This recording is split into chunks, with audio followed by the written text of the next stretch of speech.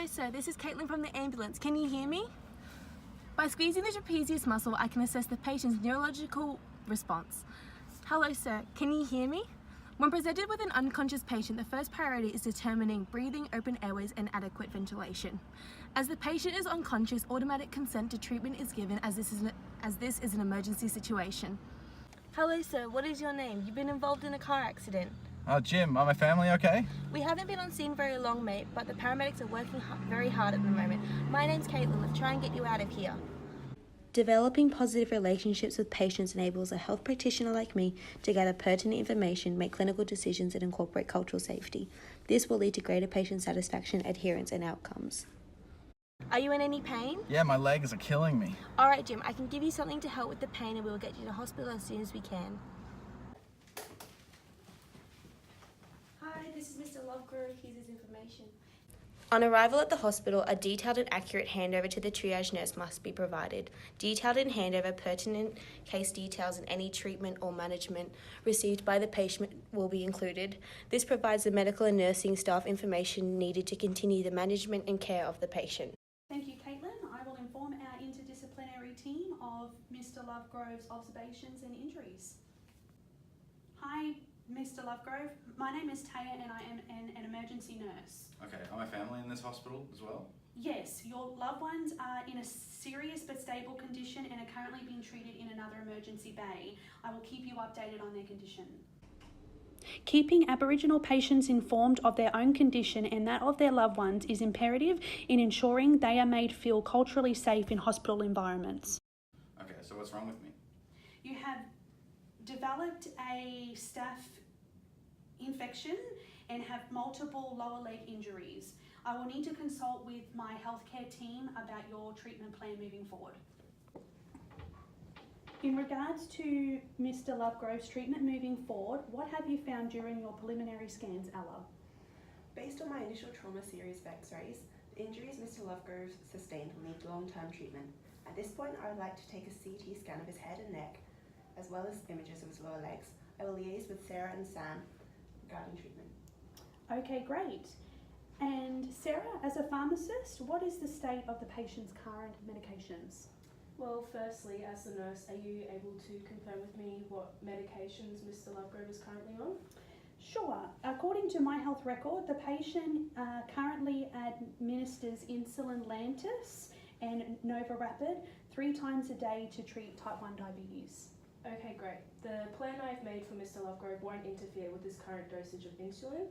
I will provide you with a strict list of his medications and dosages so that we're all in the loop. I'll go talk to Mr. Lovegrove soon and run him through my treatment plan for him. Fantastic. And Sam, from your medical opinion as a podiatrist, what is your proposed treatment plan? Well, the patient's lower limb injuries are quite extensive. The lower portion of both legs have been pinned and plated due to severe trauma in combination with several lacerations and a significant penetrating injury. The management of these wounds will be the primary component of my work with Mr. Lovegrove, ensuring they are healing adequately and any infections are mitigated. Now, Mr. Lovegrove's diabetes diagnosis is quite concerning, as there's such a high concentration of injuries in the lower limbs. I'm concerned that his condition could impact his rehab process. Going forward, I intend to educate the patient about the importance of properly addressing his diabetes, as this will aid with the rehab of his legs. Wonderful. Well, we will begin patient conferencing immediately then. Good morning, Jimmy. My name's Ella Liddell. How are you today? I'm good, thank you. That's good. So I'll be your medical imager throughout the course of your treatment plan.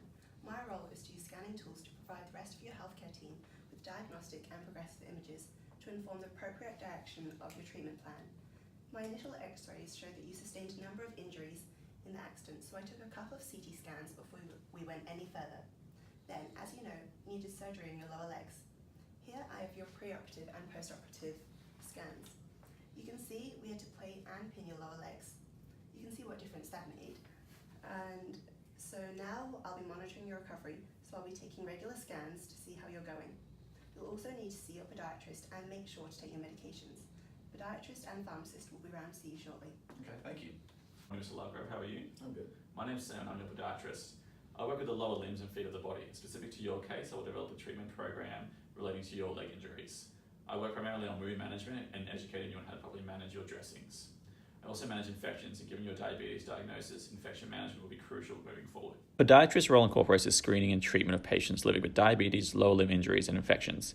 In Mr. Lovegrove's case, the combination of his injuries and his medical history means my role as a podiatrist is significant and the management of his wounds is crucial.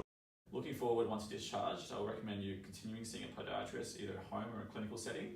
And closer to the date, I will recommend community services that are local to you that will aid and assist you in your continued rehabilitation. Okay. Hello, Mr. Lovegrove. My name is Sarah and I'll be your pharmacist. How are you feeling today? I'm feeling better. That's great. So I'm just going to go through with you your new medications. So firstly, you'll be taking pain relief and injections for your leg injuries, antibiotics for the staph infection, as well as laxative for bowel movement and antiemetics if you're feeling nauseous. Do you have any questions? It is important to discuss each medication with the patient to help them feel involved and less overwhelmed with their treatment plan. A use of simple language is necessary to help ensure that the patient understands why they've been prescribed these medications. So I don't have any insurance. How am I going to pay for this? Is it correct that you identify as an Aboriginal man? I identify as a freshwater Murray man. Well, since you are an Aboriginal man with a chronic health condition, you are eligible to gain assistance from Closing the Gap. This allows you to get prescription medicines at a lower price or free of charge.